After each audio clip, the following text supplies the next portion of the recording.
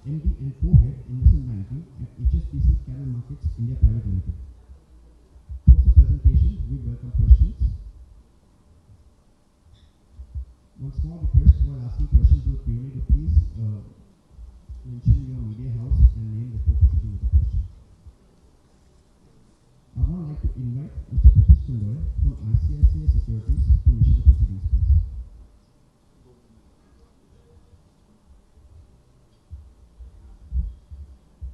Thank you. Very good afternoon, everyone. On behalf of National Securities Depositories Limited and the upcoming lead managers to the issue, I would like to welcome all of you to this conference. Before I speak on NSDL, let me talk a little bit about the people that you see on the dais. So Mr. Vijay Kandoy, Managing Director and CEO of the company. Vijay has over 30 years of experience, and for over 30 years, he has held senior roles within ICICI Group, including being on the board of ICICI Bank. Mr. Prashant Vagal is the Chief Operating Officer of NSDL. Mr. Prashant has been a lifer with NSDL with more than 28 years of experience. Mr. K. Prabhakaran is the Chief Technology Officer at NSDL, and he has over 20 years of experience in technology field. And prior to NSDL, he has also worked with reputed organizations, reputed IT organizations like Cisco and Edico. Mr. Samir Patil, he is the Chief Business Officer. Mr. Samir has over 20 years of experience in business strategy and related areas, and prior to NSDL, he has also worked with BSC and MCS. Mr. Jigar Shah, he is the Chief Financial Officer at NSDL with more than 17 years of experience. And prior he was associated also with Standard Chartered Bank and IDFC First Bank. And before joining NSDL, the company that is getting listed, he was a CFO of its subsidiary, NSDL Payments Bank. I also have my colleague from HSBC, Ranjit Dawla, on the dais. He is a seasoned banker with again over 20 years of experience in merchant banking and investment banking. NSDL was founded in 1996 by large Indian institutions like National Stock Exchange of India, State Bank of India, IDBI, SUTI and other large banks to set up India's first depository. And thereafter NSDL pioneered the dematerialization of securities. Today NSDL remains the largest depository in India in terms of number of issuers. The count is 79,773. Number of active instruments, 1,84,979. Market share in terms of value of shares settled in demat form is 66%, and value of asset held under custody is 87%. With almost 40 million active demat accounts, NSDL provides a robust depository framework that enables market participants to trade in financials and securities market in India. NSDL has leveraged its technological infrastructure to cater to diverse needs of the security market, which is also evolving, over a period of time, through initiatives taken directly within NSDL as well as through its subsidiaries NSDL Data Management and NSDL Payments Bank.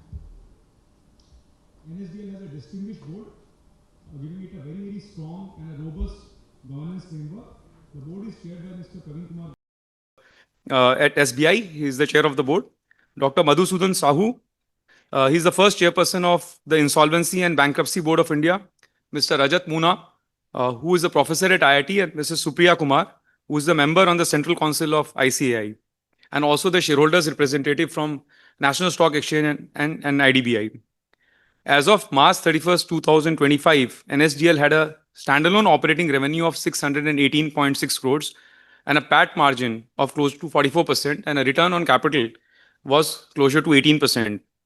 NSDL revenue base has a significant proportion of recurring revenue from annual fees and custody fee, which is annuity in nature and lends stability to its income stream. Talking about the issue in hand, the IPO comprises of offer for sale of 5.01 crore equity shares, aggregating to 4,1100 crore at the upper end of the price band.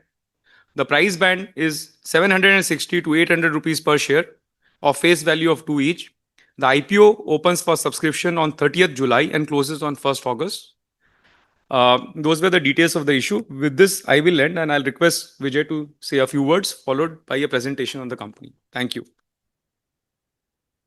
Thank you very much, Pritish. Very good afternoon to all of you. And let me thank you for braving the July Mumbai monsoons and making it to our event. This morning turned into afternoon. So thanks a lot for taking time. So it is my absolute privilege to welcome you all on this very momentous occasion for us, the announcement of our IPO and the upcoming listing at the stock exchange. So it's a defining chapter in the life of NSDL, and I stand here with a deep sense of pride, humility, and responsibility. As many of you would already be aware, this listing is being undertaken in accordance with the regulatory guidance issued by the Securities Exchange Board of India, SEBI. And at the outset, I would like to express my sincere gratitude to the regulator for its visionary leadership, its various guidelines that have come over the years, and consistent efforts that has been made through these guidelines by the regulator for strengthening transparency, improving governance, and development of Indian capital market, leading to more capital formation. And players like us are mere beneficiaries of this building India, building nation that has been taking place. I would also like to take this opportunity today to thank all those who have laid the foundation for us to reach to the today's date today, which, as I mentioned, is a very momentous day. First and foremost, our shareholders. We've had very facilitative and constructive shareholders who have had the vision and have parted with the initial capital that was required for the creation of the subsidiary. It has been a transformational effort which has helped building the nation capital markets in many ways. So we are truly thankful to our shareholders who have stood by us over the last almost 30 years and taken us through this journey and their guidance. Then I would also want to thank all our former MDs and board members who have, through their leadership and foresight, brought the institution to this point of strength, trust, and credibility. A special word I should extend to our current board of directors for the continued guidance, to all our various stakeholders who have been with us over the years, supported us, which includes, of course, our management team, our employees, who are our strength, our various customers and business partners, and we have a number of them who have partnered with us over the last 3 decades and made us what we are today. Well, over the past 29 years, I think we have built a very strong, resilient, and a trusted institution. An institution that plays a central role in Indian capital markets. And as we move towards becoming a listed entity, we remain totally committed to our core mission, which is enabling seamless, secure, and technology-centric services that assists the deepening of capital markets. For us, this IPO is not merely a regulatory milestone. We see this as a new beginning, one that reinforces our values, our strengths, and our capabilities. Well, in the next few minutes, our team will walk you through the details of the IPO and a presentation on the company. Once again, I would like to thank each one of you for your good wishes, all the support that you have been giving us, and we look forward to your continued support as we move into the times ahead. Thank you. I'll request Jigar now to take us through this company presentation. Thank you, Vijay. Good afternoon, everyone. Hello. Thank you, Vijay. Good afternoon, everyone. And thanks a lot for joining us as we gear up for the listing of our company. Thanks, Pritish, for explaining about brief about the company. At the outset, I would like to thank everyone who's present on our dais as part of the management team and the management team back in the office, and all our team members and staff who have done a phenomenal job in the last 4 months as we speak today and gear up ourselves for the IPO. We talk a little bit about the company in the next few minutes. The very first slide, as you see, The pink box depicts all the key factors that are important from a depository standpoint. These are divided into two key sections: custody and issuer business. Over the last 3 decades, NSDL has had a large market share in this business. We are India's first and largest depository since 1996. We have 86.8% market share in demat value in custody, of which two-thirds of the market share in custody is contributed by retail and HUFs. When we talk about FPIs, we have a dominant market share position in FPI. We are preferred choice when it comes to FPI in the country. When it comes to our issuer services, that's when the listed and the unlisted companies admit their securities in dematerialized form. We have 69% overall market share. Out of that, 73% market share we have in unlisted companies, and out of that, we have 90% market share with regards to share in custody value with regards to unlisted companies. Over the years, NSDL has been maintaining a strong focus not only on large institutional clients. However, we have a strong retail individual investor base, as our demat account rose to 39.4 million in 2025. That is translating into 11.8 million value in custody, assets under custody. Our overall income market share on a standalone basis stands at 42.6%. Moving on to our couple of two subsidiaries we have. NSDL has two profitable subsidiaries, NSDL Database Management and NSDL Payments Bank. Both these subsidiaries are wholly owned by NSDL and independently governed by its board and its management. NDML has business segments into KRA, RTA, and insurance repository, and acts as an enabler for digital public infrastructure in the country. NDML has a 52.2% market share in infrastructure business and has a KRA records of 18.8 million as at 31st March 2025. Moving on to another subsidiary, NSDL Payments Bank. It offers digital services and a large number of ancillary products along with the digital services such as zero balance account, AEPS cash withdrawal service, domestic money remittance, digital payments, and host of other utility, investment, and insurance products. It plays a very important role for driving financial inclusion in the country.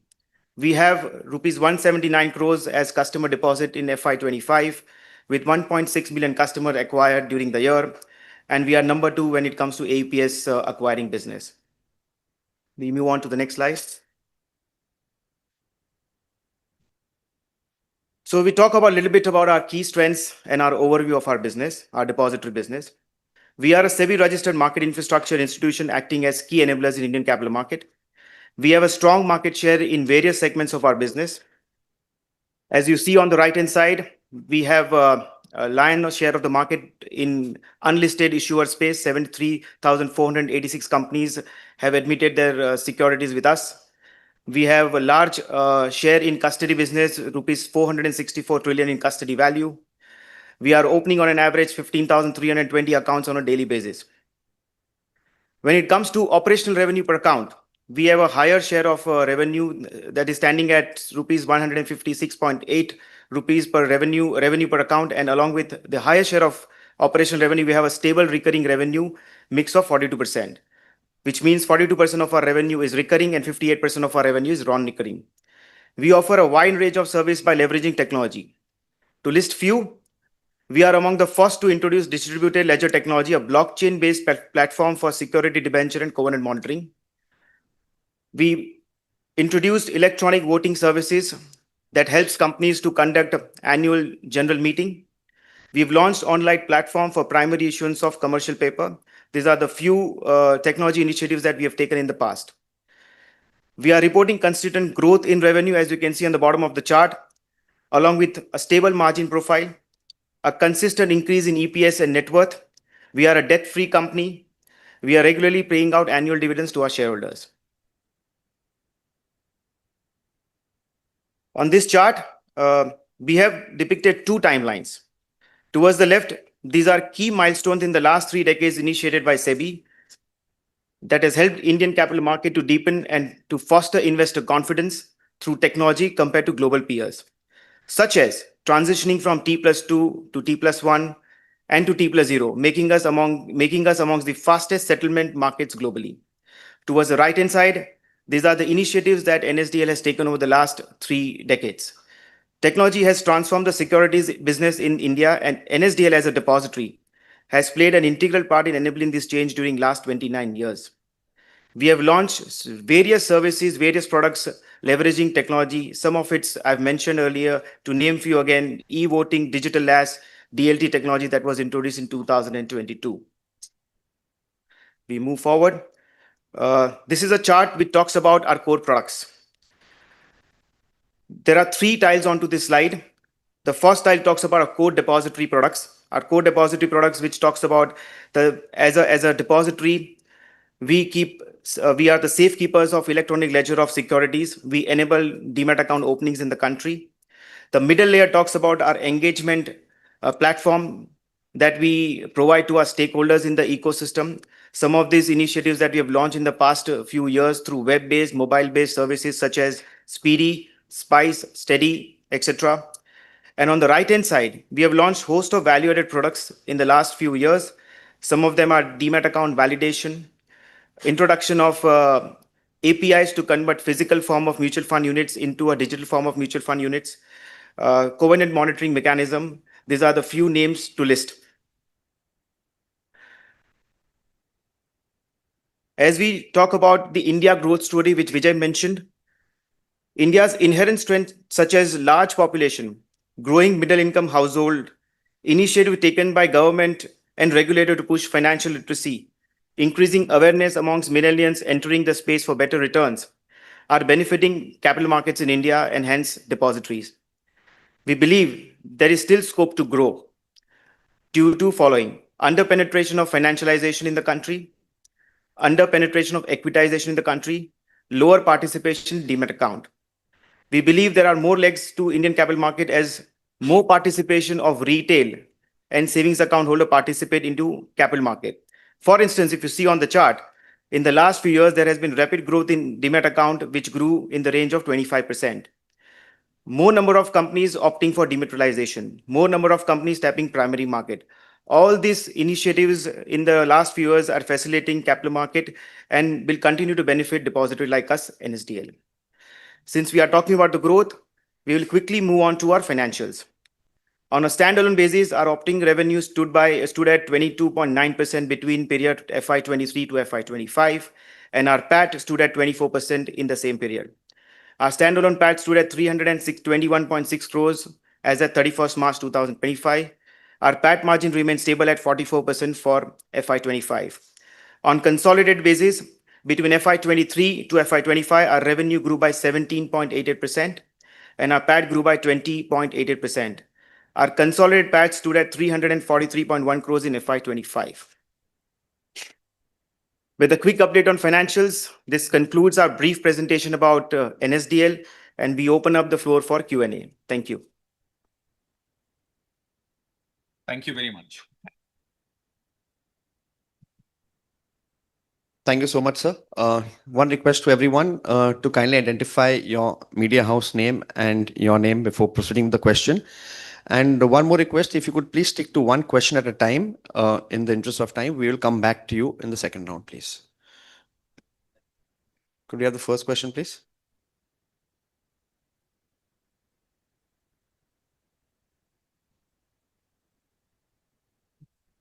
Hi, sir. This is Rajesh from Bloomberg.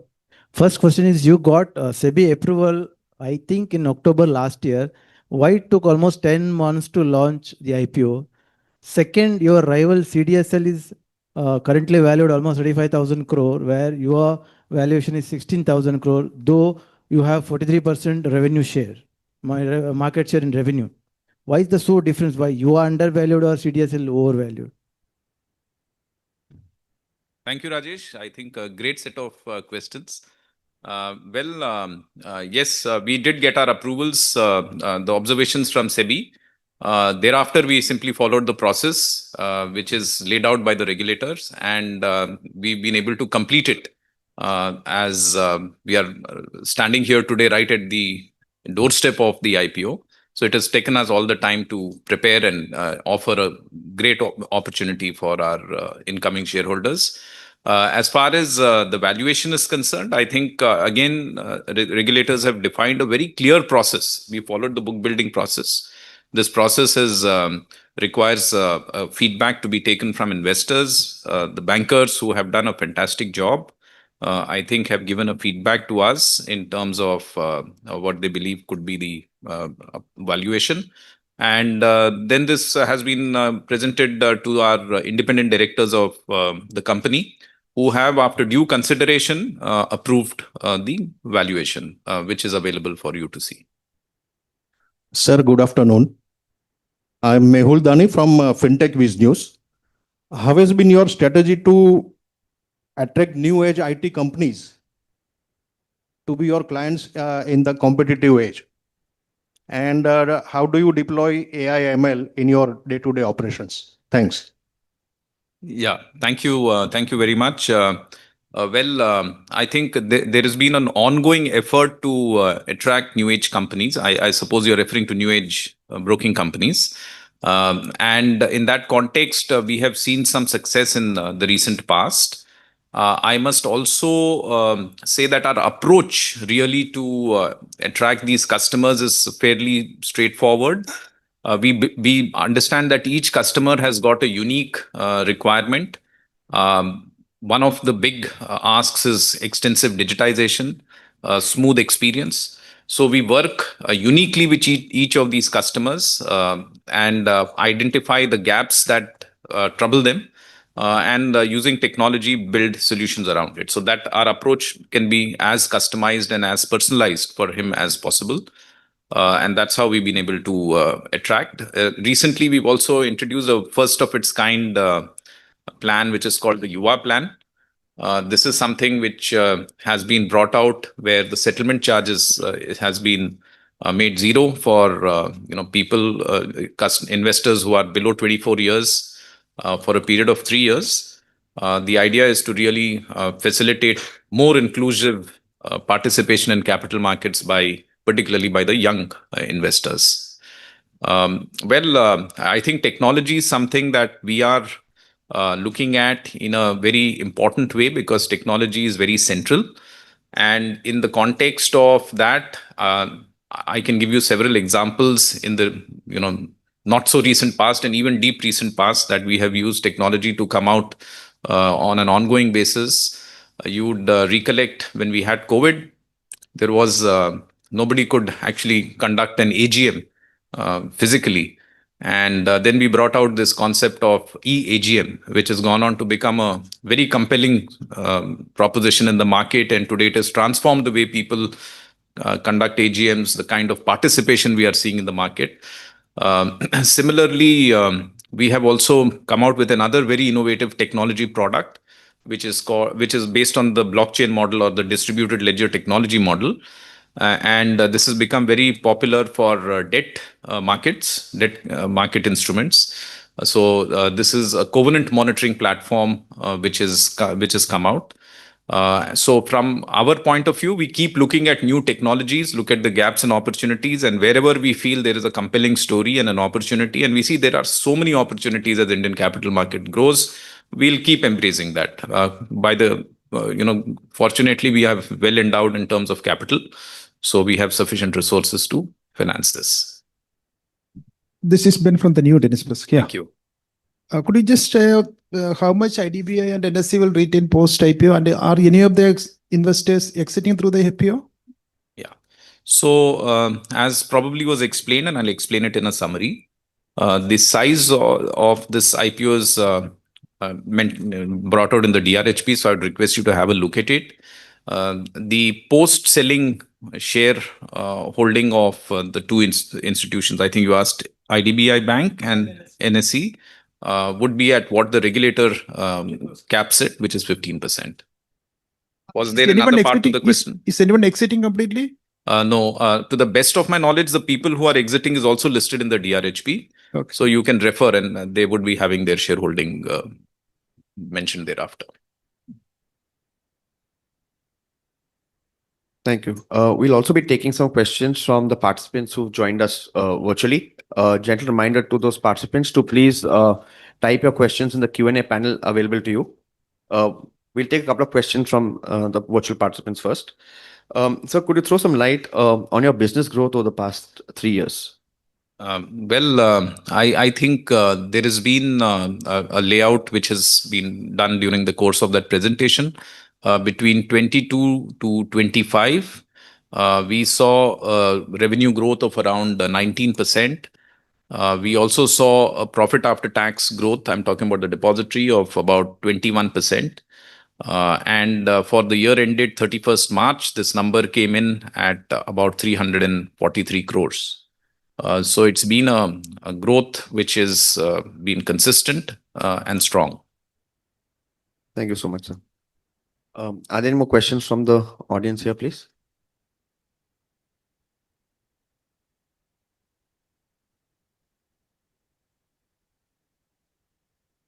Hello, Mr. Chandok. This is Agni Dev from NDTV Profit. So um, I would like to ask something that has been pointed out in the RHP, which relates to the technical glitches that have been observed in NSDL.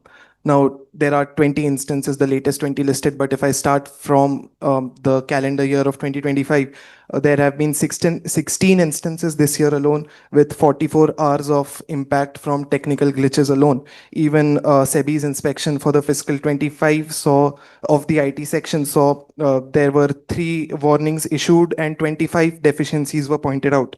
Now, for a company as an MII, which has more than 100 employees as part of its tech team, more than 100 employees as part of its compliance team, do you think there are certain deficiencies in the way the tech infrastructure of NSDL is operating? Also, how common is this for a depository to, get into so many technical glitches? Clearly, the data that you pointed out is something that is between the regulator and us, which we brought out in the DRHP. It is ensured by the regulator that the extent and standards of technology is right up there, because obviously I'm sure you would appreciate Indian capital markets stands up peer to shoulder with any global peer. And being an MII, the standards and expectations is extremely high. So we have to view it in that context. These are areas that happen as a part of routine, operations of a depository, and they are attended to in matter of minutes. Right, Typically. but there have been certain 3 instances this year alone where this was done on the DR side. The tech glitch happened on the DR side. At one instance, it was a 7-hour impact. Again, which leads me to my follow-on question: for a depository, how common is it to have an impact of, say, a 7-hour duration? Is it very common? No. So first and foremost, this happened off market hours, so it's not something that impacted market. And secondly, it is also in the context of the changes that had happened. We moved into a new model of payout, if you recollect, which led a few months back. So which led to that. Those things have gotten settled now. And no financial implication of any of the tech glitches? So whatever is the financial implications with respect to the, from the SEBI has been already brought out in the DRHP. So there's nothing beyond that. And Thank you. Agni, we'll have to restrict it to a couple of questions, please. We'll come back to you. We'll take another question from the audience here. Yeah. Thank you. Hi, good afternoon. This is Shrishti Sharma from ETBFSI. I want to understand more on the price band. How did you come to that? More on the why OFS and not fresh capital. The second part I'd like you to address is NSDL Payments Bank. The subsidiary has been added to the RBI scheduled commercial banks. How is that going to add to your revenue driver? If you can give us more color on NSDL Payments Bank being added to RBI's SEB list, how will that contribute to you? Yeah. Thank you very much. So 3 parts to your question. Price band. The price band is based on a book building process laid out by the regulator. So it has been based on the feedback that has come from the investors and given to us by the bankers. The feedback has been taken. The logic has been taken extensively for discussion by the independent directors, and they've decided on the price band, which is available for you to see. Your question on why OFS and why not primary issuance, I'm sure you would appreciate when you look at our financials, which is also available for you to browse through. We are an profit-making company, and we are self-contained in terms of capital.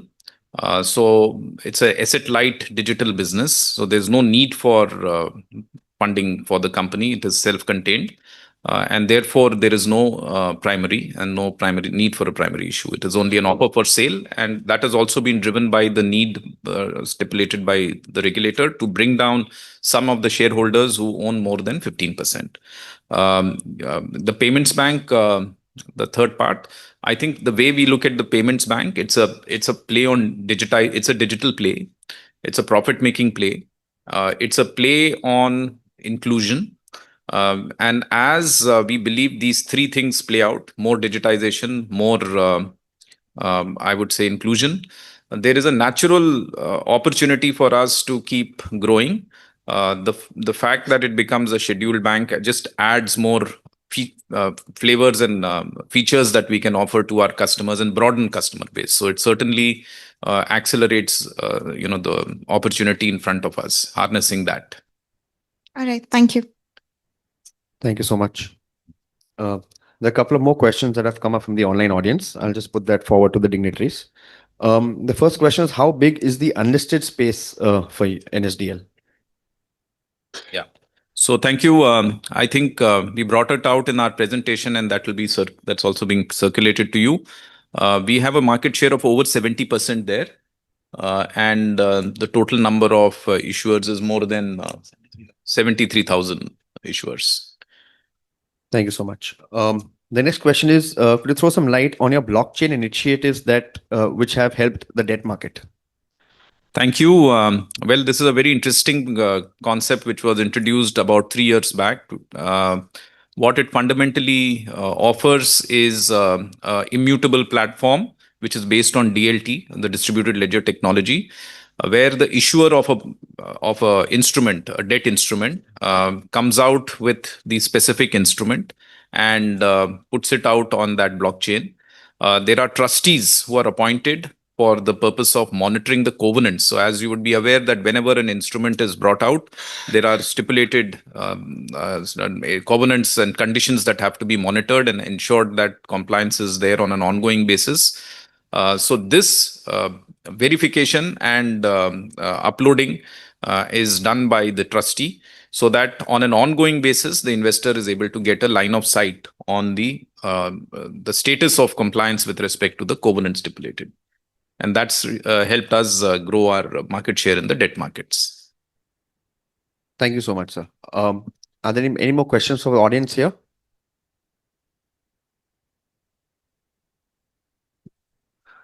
Sir, can you give some insights in terms of your investment in IT systems?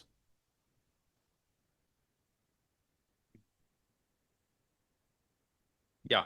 So, we have already spelled out that our technology is a very, very important part of our business model. And we have continuously used our internal resources for growth of our business. There are, I would say, big initiatives that we've come out. We've explained some of them, the DLT platform that came out, the e-AGM, the e-voting, the consolidated common, the CAS that has become very popular with the investors. So there are several technology-based products that have come out. As we look forward, we picked up broadly 4 areas to work on: capacity building, cybersecurity. Then we have picked up customer experience improvement, and lastly, we have picked up automation as the 4th area. Hello, hi. This is Anil from Mint. Hi. Yeah. So the number of demat accounts with with CDSL is increasing, and however the value with the demat accounts with CDSL is higher, but the new age investors and brokers are shifting towards CDSL, and as well as the number of new account openings. So what are you doing to compete Certainly, that is, as I already mentioned, some recently we've been able to get some of the new age brokers onboarded in the last several quarters, and our effort would be to continue to engage with these various of our customers, identify the gaps, try and bring personalized digital solutions. I'm sure you would be also having a look at some of the market share data which is available in the last few months, which is in public domain. Have a look at it. You'll see gaining market share for us on a run rate basis. Thank you so much. Before we close, we'll take the last question from the online audience.